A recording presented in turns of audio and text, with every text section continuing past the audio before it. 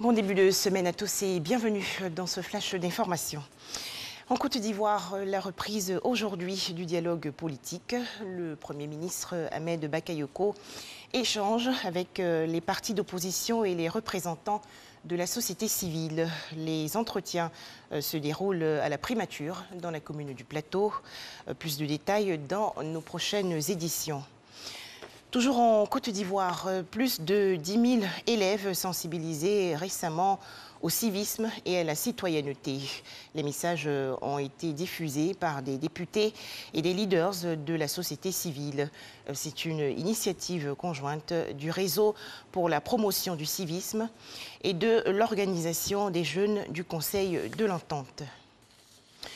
Plus de 5 000 jeunes ont bénéficié récemment d'une formation dans le cadre du volet d'apprentissage relatif au projet Emploi Jeunes et Développement des compétences, le PGDEC.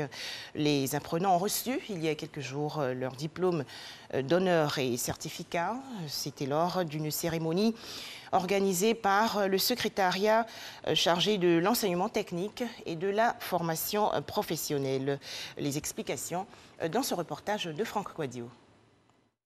L'action est symbolique, mais pleine de sens. Remise à de diplômes d'honneur aux maîtres et pour les apprentis, remise à de certificats. La cérémonie marque la fin de la seconde phase du PGDEC, Projet Emploi Jeunes et Développement des compétences, qui a mis en apprentissage de 2017 à 2019 plus de 5 000 jeunes.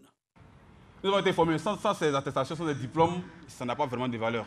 Donc aujourd'hui, avec ces attestations, avec ces diplômes, nous pouvons aussi aller dans d'autres entreprises et cela va nous donner plus d'importance vis-à-vis des recruteurs.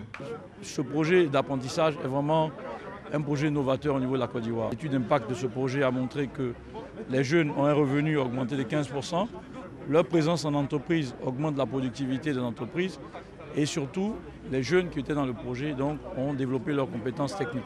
Des jeunes, des apprentis, aux activités aujourd'hui certifiées. Cette formation a été possible grâce à l'expertise de l'AGFOP.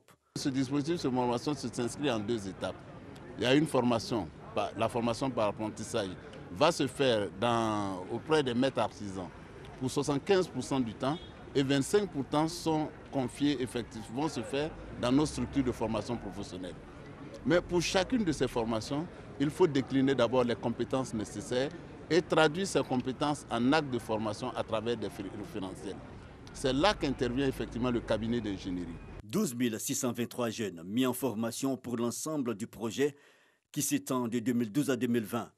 Une formation à fort impact et saluée par le représentant du secrétaire d'État chargé de l'enseignement technique et de la formation professionnelle. Aujourd'hui, ils bénéficient de diplômes de qualification. À la longue, c'est d'avoir les anges de l'économie, des jeunes gens, des jeunes Ivoiriens qui sont à même de s'élever au-delà des vicissitudes et des contingences quotidiennes pour pouvoir se présenter comme de véritables entrepreneurs. La formation par apprentissage, le gouvernement remet le couvert bientôt. En 2021, sera appliquée la troisième phase du PGDEC. Les deux premières phases ont bénéficié du soutien financier de la Banque mondiale.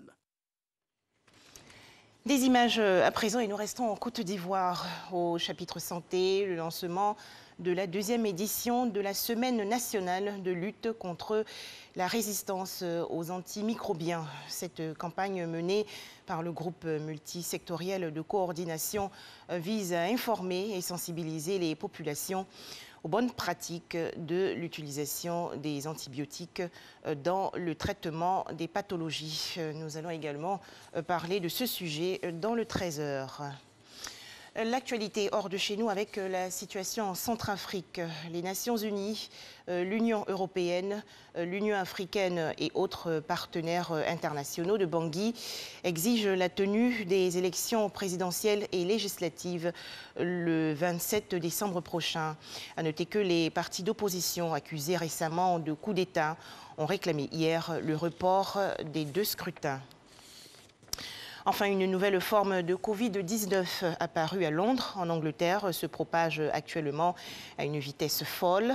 Les épidémiologistes se disent inquiets alors que plusieurs pays, dont les Pays-Bas, l'Allemagne, la Belgique et la France, ont suspendu leurs vols aériens vers Londres.